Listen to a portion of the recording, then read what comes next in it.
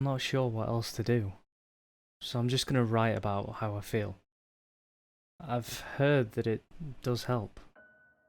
I hope it will, because nothing else does. I remember the day everything went wrong. I had been waiting for so long for my little sister to be born. Mum said it was almost 9 months. That's a long time, isn't it? Mum was so excited too. I think all of us felt the same way. Dad was always so happy and always worrying about Mum and looking after her. I knew the day had finally come when Dad came rushing out of the room and grabbed his car keys and called me in an urgent voice. He told me he needed to take Mum to the hospital with a half excited and half stressed expression on his face. They were gone within 2 minutes and I was left standing in the quiet living room. Dad had said he would call me as soon as he was at the hospital.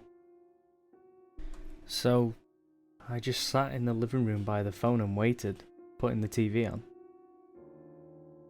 He never made that call. 2 days later, he came home. I hadn't slept in all the time they were gone, and it was almost midnight when, laying in bed awake and staring into the darkness, I heard him come in. I heard the door open and close and some other clattering which faded away. I wanted to go down and find him, but I couldn't. By now I was actually scared to see him.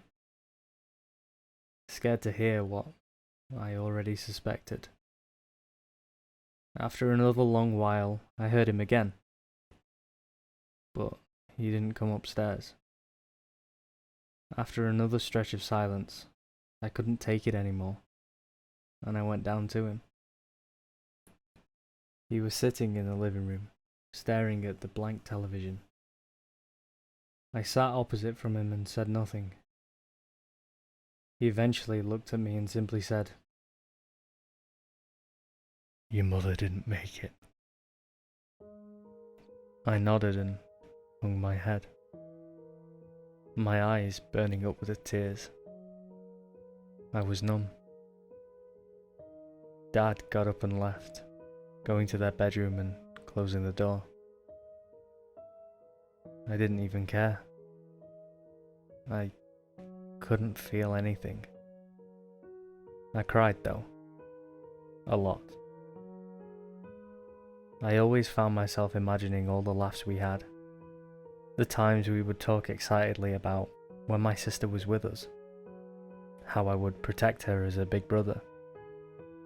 Every time I had these thoughts, I would break apart again.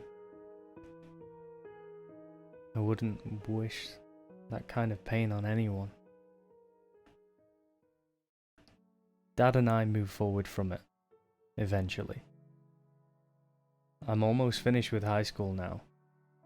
Dad has a better job and we're actually doing quite well. Lately, things have been really weird though. Sometimes late at night, I can hear something that sounds like someone crying. Sometimes I also hear someone talking and even what sounds like shouting. It all sounds like it's really far off and muffled somehow. I can't really explain it well enough. I first thought it might be Dad or the neighbours, but I've looked and listened and it's not either of them. Last night, I started to feel scared. I could hear it in the bathroom, a lot clearer than I'd heard it before. I kept trying to shrug it off, but I heard it almost every day and I was at the point of telling Dad and asking if he heard it too, when I involuntarily traced where the sound was coming from. Kneeling down by the bathtub, I saw a small vent in the wall. The voice was a lot clearer now. It was echoing eerily out of the vent. My spine tingled and the hairs on my arms stood up.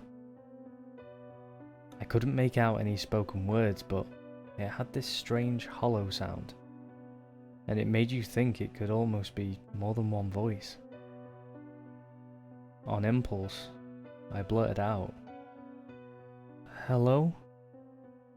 and was horrified at myself. I was terrified when I was done saying it, and a sudden silence hung around me. Around the vent, I was all too aware of how eerie it looked, how dark it was inside the vent. "Hello," said that hollow voice. It had an awful rasping undertone to it. I almost screamed in fright, and I backed away from the bathtub and left the bathroom in a hurry. I decided not to say anything to Dad. I guess I was sort of hoping I wasn't just going nuts somehow. I decided to wait and see if it happened again. It did. The very next night. "Is someone there?" said the voice. I was horribly scared. "Yes," I said. I didn't know what else to say. "What's your name?" "My name? Sorry, but who is this? I'm gonna call my dad." "No, please don't call him. Don't tell him, please," the voice begged. I'd been halfway to my feet to go already, but that stopped me and I knelt back down. "Are you still there?" it asked. It sounded female. "Yes." "Please don't tell him. He will kill me if he knows I'm doing this.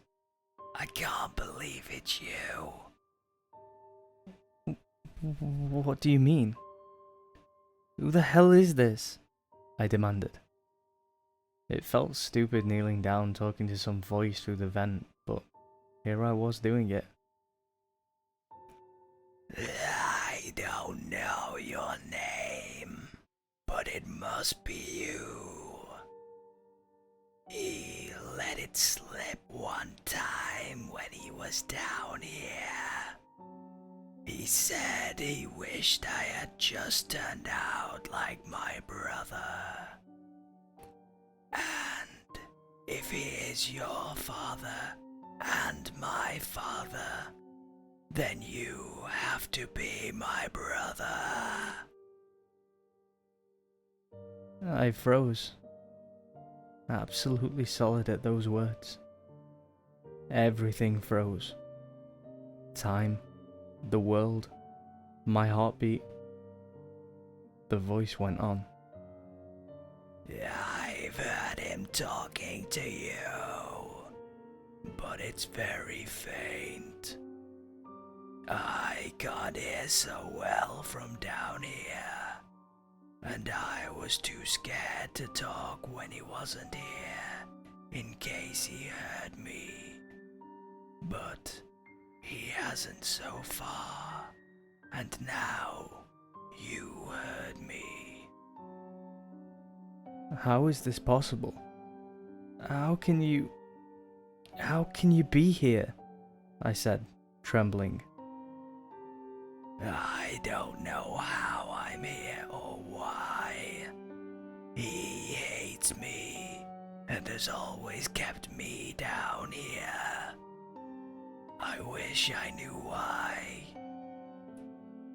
I was finding it hard to breathe, but I found myself believing that voice in my shock. Somehow, I didn't doubt that was the truth. "Do you know where you are? Are you in this house? In the basement?" "I don't know. It's a dark and dirty place. A horrible place. Are you going to look for me? Please. Please find me and let me out of here. Please," said the voice in a frenzy. "I will.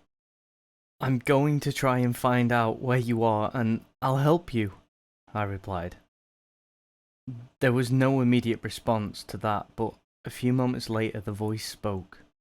"He's coming. I stared at the vent, petrified. Dad? She must have meant Dad. My sister. My sister is here somewhere. Dad has her locked away. Why the hell did he do that? It's been so long now. How has he kept it a secret for so long? I know what I have to do. I need to watch Dad. There's no way I can go to him directly about it. I get shivers whenever I imagine that confrontation. No, I have to watch and wait. Last night, I found out where he goes. I followed him. Down in the basement, he has a goddamn trapdoor under the carpets. She's down there. She has to be. I'm going to get the keys when he goes to bed and get her out of there. And I'll go straight to the police with her. If all this is true, he's not my dad anymore. He's a monster. I wasn't sure how exactly to add this in, but I suppose I should. No one would ever believe me if I told them the truth, but I'll at least write it here so someone knows. I'll find some dark place on the internet to put it out so at least some eyes can see the truth. There's no better place to include it than here, with my son's writing. It was the worst thing in the world. Having to push my son down those stairs and into the darkness with that awful thing. I couldn't let him live once he knew. That thing that was supposed to have been my daughter. My daughter. No. That was a goddamn evil thing from some unspeakable place in hell. My wife was lost giving birth to that atrocity, and I know it killed her. Watching her bleed to death on that hospital bed out of every orifice in her body, and the doctors collapsing around me and convulsing and bleeding. Something was so very wrong with whatever that was that came out of my wife's body. Why it didn't kill me too, I have no idea. I suppose it might have needed someone to take care of it. That thing supposedly died there shortly afterwards too, but I wasn't convinced. I followed another doctor who took the body away and managed to get a hold of it to sneak it out. I was sure it wasn't dead, and sure enough, on the way home in the car, it was moving and began to cry in a horrible warped voice, just like its deformed appearance. I thought of killing it and burying it somewhere, but I thought too much of my wife and how she would feel knowing I murdered our daughter. She was soft and gentle and would never blame anyone for anything. So, I took it home and hid it under the old basement. I kept it quiet well enough, but as it grew older and was learning from books and stuff I left there, it got more difficult. It had started to tell me how it hated me and how it would get me eventually, and what it would do to me when it did. It really was a horrible, monstrous thing. All this happened at the worst time. I was planning to go down and kill that thing once and for all, so my son and I could live in peace. But he found it. God damn it. I think the boy broke his neck after I pushed him down the stairs. I went down there more than a month later, and I opened the trapdoor and a horrible rotten smell hit my nose. The smell of 2 rotten bodies. That thing would have eventually died too, as I wasn't giving it that damn medicine anymore. I'm beyond horrified to have to say that I only found 1 corpse down there after looking. The boy's corpse was the only one. Somehow, it must have gotten past him when the trapdoor was open, and now it's out in the world and free. I'm sorry. I tried so hard to keep it away from the world, but now it's out there. It's going to come for me. I know it will. And after it's done with me, heaven help the next person it meets. And the next.